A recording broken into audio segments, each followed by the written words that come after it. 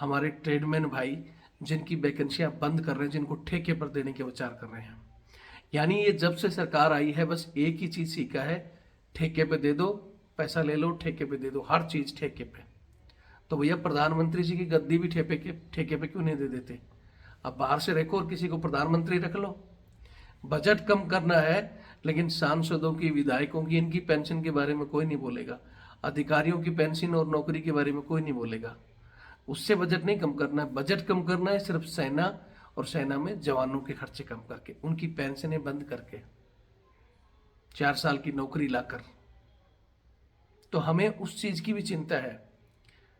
ज्यादा इनको बोलो कि अपने उन अधिकारियों को जो नकली देशभक्त है उनको समझाओ कि सबसे पहले आप अगर सहायक छोड़ दो, वो भी एक एक नहीं, 10-10, 20-20 सहायक रखना, और अपनी पर्सनल पार्टियां, और ये सिर्फ सहायक छोड़ देंगे तो करीबन 1 लाख सहायक, निजी सहायक नौकर बनाकर रखा हुआ है, 1 लाख वो कम हो सकते हैं। बंद करो वो सहायक। उसके अलावा इनकी किट्टी पार्टी फंड आता है, कितना ही मेंटेनेंस का फंड, एक्सरसाइज के नाम के फंड, कितने आपके सीओ डकारते हैं, कितने आपके ऑडिटर आते हैं जो तेल का उनका पीपा लेकर, छोटा मोटा लेकर उनको पास कर जाते हैं। इस चीज पर ध्यान दो मोदी जी, भ्रष्टाचार मिटा दो सेना का। आपका ये बजट ऑटोमेटिक ही सेना को आप जितना जो कुछ देना चाहते हो उसी में से निकल जाएगा। करवाओ ऑडिट, एक एक्स सर्विसमैन की एक टीम तैयार करो और वो ऑडिट करे। अगर इनकी खाल ने निकाल दे तो इनके कोठी बंगले सरकारी फंडों में से बनते हैं। मेंटेनेंस का फंड वो ला रहा है, घास काट रहा है जवान, ये विदेश तरस की बात करते हैं। शर्म आनी चाहिए मोदी जी आपको। राजनाथ जी तो वैसे डूब चुके हैं, जिन्होंने इन युवाओं को वादा किया था कि हम आपकी भर्ती कराएंगे कराएंगे। कुर्सी छोड़ देनी चाहिए थी, आप असली राजपूत थे तो। कि आपने जिन लोगों को भरी सभा में वचन दिया था, आपके उस वचन की भर्तियां कैंसिल हुई और आप आराम से बैठे हो। शर्म आनी चाहिए आपको। एक क्षत्रिय, एक राजपूत कभी रघुकुल रीत। जय हिंद, जय भारत, वंदे मातरम। मैं रविंद्र फौजी। आज मेरा विचार था कि संडे है, आप भी रेस्ट करो और मैं भी रेस्ट करूं। लेकिन बोलते हैं ना कि चिंता वो धारदार हथियार है जो आदमी को आराम नहीं करने देती, और वो चिंता आप सबको भी है और मुझे भी है। आप लोगों को सिर्फ इतनी चिंता है कि आपके पुराने एग्जाम, एयरफोर्स ज्वाइनिंग हो जाए और आपका फैसला जल्दी आ जाए। मेरे को फैसले का भी इंतजार है, आपकी ज्वाइनिंग का भी इंतजार है कि जल्दी से जल्दी आपकी पुरानी भर्तियां कंप्लीट हो। अब इसमें फैसला कब आएगा, इस चीज का भी आप सबको इंतजार है और हमें भी इंतजार है। तो मैं आपको छोटा सा इसमें मोटा मोटा बताऊंगा फैसला आने की उम्मीद कब है। सोमवार को 4 फैसले 1 नंबर कोर्ट नंबर 1 से, वही हमारे सतीश चंद्रा जी और सुब्रमण्यम प्रसाद जी की तरफ से आ रहे हैं, और बाकी कोर्टों के भी फैसले अपडेट हो रहे हैं, लेकिन उसमें हमारा जिक्र अभी तक नहीं है। पहली बात तो शाम तक और जो हमारे पास लिस्ट आएगी तो मैं आपको बता दूंगा कि सोमवार को हमारा फैसला आ रहा है या नहीं। लेकिन यहाँ एक चीज और कहना चाहता हूं कि आपके इस फैसले से आपकी एंट्री के अलावा हमें जो चिंता है वो है देश के सेना के जवानों की, इस देश की और सेना की, जिसको सरकार दिन प्रतिदिन सेना का बेड़ा गर्क करने में लगी हुई है, मोदी सरकार। और आपको बता दूं कि हमारे नीचे जो कमेंट्स वगैरह आते हैं, बाकी बच्चों को तो ये लगता होगा कि ये कोई बच्चे ही हैं जो सर से नाराज हैं। ऐसा नहीं है, ये वही मोदी जी के चमचे हैं या अधिकारी हैं जिनके खिलाफ हम पहले से ही लड़ाई लड़ रहे हैं, जो मोदी जी को नई नई योजना बताकर, जैसे 80,000 हमारे ट्रेडमैन भाई जिनकी वैकेंसियां बंद कर रहे हैं, जिनको ठेके पर देने के विचार कर रहे हैं। यानी ये जब से सरकार आई है बस एक ही चीज सीखा है, ठेके पे दे दो, पैसा ले लो, ठेके पे दे दो, हर चीज ठेके पे। तो भैया प्रधानमंत्री जी की गद्दी भी ठेके पे क्यों नहीं दे देते? अब बाहर से रखो और किसी को प्रधानमंत्री रख लो। बजट कम करना है, लेकिन सांसदों की, विधायकों की, इनकी पेंशन के बारे में कोई नहीं बोलेगा। अधिकारियों की पेंशन और नौकरी के बारे में कोई नहीं बोलेगा। उससे बजट नहीं कम करना है, बजट कम करना है सिर्फ सेना और सेना में जवानों के खर्चे कम करके, उनकी पेंशनें बंद करके, 4 साल की नौकरी लाकर। तो हमें उस चीज की भी चिंता है। अब आप लोगों को पता नहीं सिर्फ जाना है, लेकिन भविष्य की चिंता आप भी नहीं कर रहे। तो भाई भविष्य को जिसकी चिंता है, थोड़ा सा इस वीडियो को पूरा देख लें और इसको ज़्यादा से ज़्यादा शेयर कर दें। पहले तो जैसे मैं एक चीज़ और बता दूं, कल एक बच्चा था, या फिर कह रहा हूँ कि मोदी भगत था, जो लिख रहा था कि सर बहुत ज़्यादा बोलते हो और देख देख के बोर हो गए। तो भैया मैंने किसी को इनविटेशन नहीं दिया है, और उस बच्चे ने इनविटेशन के नाम पे ये भी कहा था कि भाई आपने बोला सब्सक्राइब के लिए, तो मैं मेरे किसी भी वीडियो में उठाकर देख लेना, किसी को नहीं बोलता कि मेरे से सब्सक्राइबर करो या लाइक करो, नहीं बोलता। और मैंने जो मेरे चैनल से जुड़े हुए लोग हैं, मैंने उनको एक चीज़ कहकर बोला है कि जो शेर हैं, जिसको देश के भविष्य की चिंता है, वो जुड़ना। अगर गलती से कोई कुत्ते बिल्ली जुड़ गए हों जिन्हें सिर्फ अपना स्वार्थ का भैया चले जाओ। मैं कह रहा हूँ अगर मेरे कहने से जुड़े हो तो मेरे कहने से चले जाओ, हमें कोई मतलब नहीं है। आप अपने आपके घर पे जाकर जिस दिन मैं मैक से बोलूँ उस दिन आप तकलीफ कर सकते हो, बाकी चले जाओ, अनसब्सक्राइब कर दो। रविंद्र फौजी बोल रहा है, ठीक है। हमें बोलते हैं ना, 10 शेर लेकर आगे बढ़ सकते हैं, 100 कुत्ते नहीं चाहिए जिन्हें देश की चिंता ना हो, जिन्हें सिर्फ चश्मा चढ़ा हो मोदी जी का, चले जाओ। जैसे कल एक और वो भाई साहब लिख रहा था, पैर कर बड़ा, अब वो खुद बुजुर्ग है या उसका बच्चा उससे कमेंट्स कर रहा था मोटा मोटा। अरे भाई तू खाने को दे रहा है क्या? अरे कमेंट्स करो तो कोई अच्छा सा, कोई ढंग से करो, इसमें तो कोई बात ही नहीं। वो तो मोटा तो अच्छी बात है, मोटे है तो कौन सा सिंगल हड्डी चाहिए क्या आपको? खैर छोड़ो, ये चीजें तो अलग है। यहाँ मैं चाहता हूं कि ये वीडियो एक बार उन मोदी भक्तों तक, अंधे भक्तों तक पहुंचा दो कि जो 80,000 हमारे ये कम करने की बोल रहे हैं कि भाई ये जो हमारे ट्रेडमैन भाई हैं, जो सेना का पूरा साथ देते हैं, जिनकी बहुत ज़्यादा ज़रूरत है, उनको कम कर रहे हैं।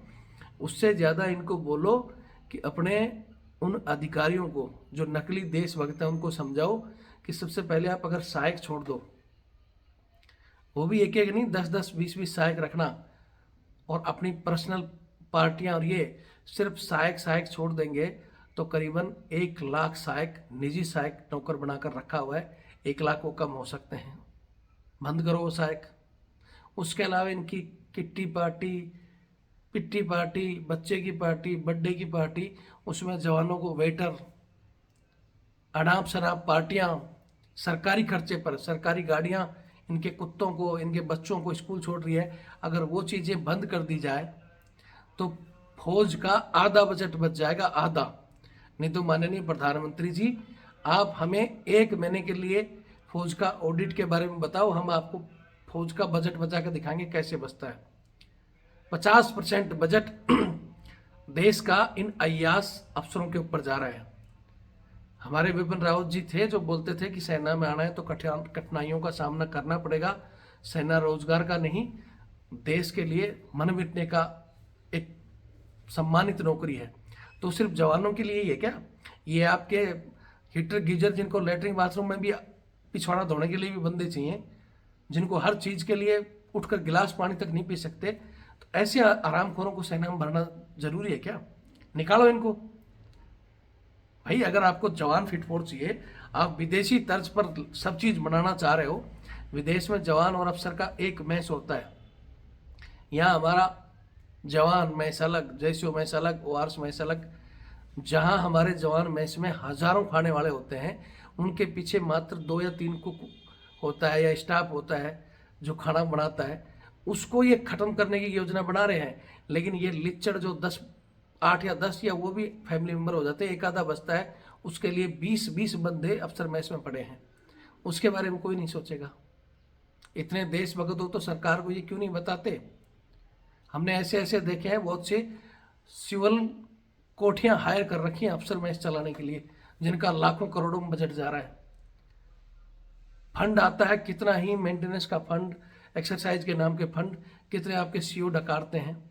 कितने आपके ऑडिटर आते हैं जो तेल का उनका पीपा लेकर, छोटा मोटा लेकर उनको पास कर जाते हैं। इस चीज पर ध्यान दो मोदी जी, भ्रष्टाचार मिटा दो सेना का। आपका ये बजट ऑटोमेटिक ही सेना को आप जितना जो कुछ देना चाहते हो उसी में से निकल जाएगा। करवाओ ऑडिट, एक एक्स सर्विसमैन की एक टीम तैयार करो और वो ऑडिट करें। अगर इनकी खाल ने निकाल दे तो इनके कोठी बंगले सरकारी फंडों में से बनते हैं। भाई साहब फिर कह रहे हैं, अभी जो अच्छे अधिकारी हैं रविंद्र फौजी, उनको सल्यूट करता है, जय हिंद, कि हाँ है 100 में से होते हैं 80 बेईमान, लेकिन 20 जो महान हैं उन महान को हम सल्यूट करते हैं। वो महान लोग इन चीज़ों पर थोड़ा सामने आए। और इस सेना का जो भट्टा बैठा रही सरकार, अगर इस तरह भट्टा बैठ गया तो आपकी काली कमाई तो जाएगी, लेकिन ये देश भी बर्बाद हो जाएगा। उस पर भी थोड़ा गौर कर ले। बाकी जिसको अच्छा लगे वीडियो को शेयर कर दें, मोदी जी तक जरूर पहुंचा दें। और नहीं तो बोला एक बार ओपन फिर कह रहा हूं कि एक टीम बनाई जाए एक्स सर्विसमैनों की और उनको ऑडिटरों के साथ बैठाया जाए, तो पता चल जाएगा कि क्या क्या हो रहा है। जो गाड़ी जवानों के नाम पर घूम रही है वो इनके शादियों में काम कर रही है। अभी एक चिट्ठा आया था मेरे पास, और वो चिट्ठा मेरे साथ साथ एक लाया उससे सेंटर से कलरक ने लिखा था, हवलदार कलरक ने, जिसमें पूरा लिखा था कि वहाँ लेफ्टिनेंट कर्नल के घर पे शादी चल रही थी, उसमें 10 देशियों बाजारों में शॉपिंग कर रहे थे। 100 जवान उसके शादी में साफ सफाई में लगा रखे थे, गाड़ियाँ सारी लगी हुई हैं, पूरा सेंटर उसमें बिजी है। आर से कहाँ से बंदे अटैच करके, जो बंदे वहाँ एडम के लिए बुला रखे थे, जो बंदे वहाँ कागजी कार्रवाई के लिए बुलाए थे, उन सबको उनके घर में लगा रखा है। बंद करो ना ये फालतू की आडम्बरी चीजें। मेंटेनेंस का फंड वो ला रहा है, घास काट रहा है जवान, ये विदेश तर्ज की बात करते हैं। शर्म आनी चाहिए मोदी जी आपको। राजनाथ जी तो वैसे डूब चुके हैं, जिन्होंने इन युवाओं को वादा किया था कि हम आपकी भर्ती कराएंगे कराएंगे। कुर्सी छोड़ देनी चाहिए थी, आप असली राजपूत थे तो। कि आपने जिन लोगों को भरी सभा में वचन दिया था, आपके उस वचन की भर्तियां कैंसिल हुई और आप आराम से बैठे हो। शर्म आनी चाहिए आपको। एक क्षत्रिय, एक राजपूत, कभी रघुकुल रीत रज सदा चली आई, प्राण जाए पर वचन न जाए। अगर वचन दिया था इन युवाओं को भर्ती होगी, तो आपने कहना था मोदी जी से कि भाई हमने वचन दिया है, नहीं तो कुर्सी का त्याग पत्र देते।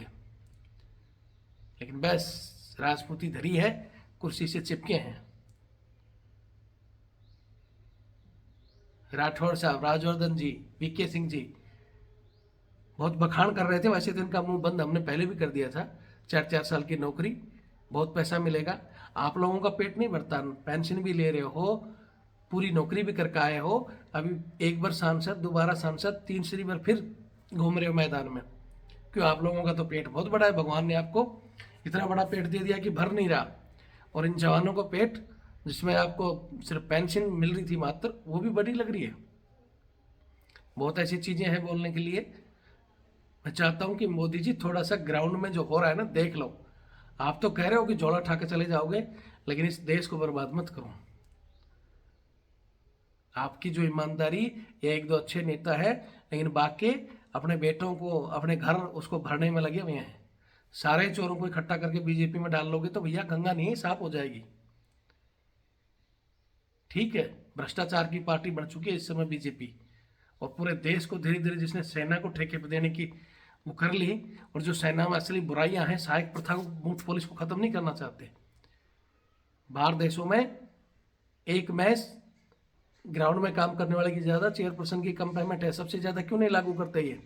और बैठ बैठ कर जनरल जो बोलते हैं, स्कीम लाते हैं अग्निपथ, 2022 में भर्ती पुरानी कैंसिल करते हैं, कोर्ट में इनसे जवाब नहीं दिया जाता।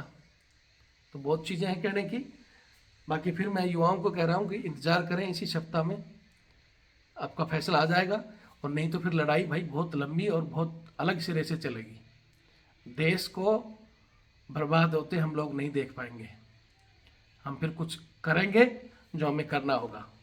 जय हिंद, जय भारत, वंदे मातरम।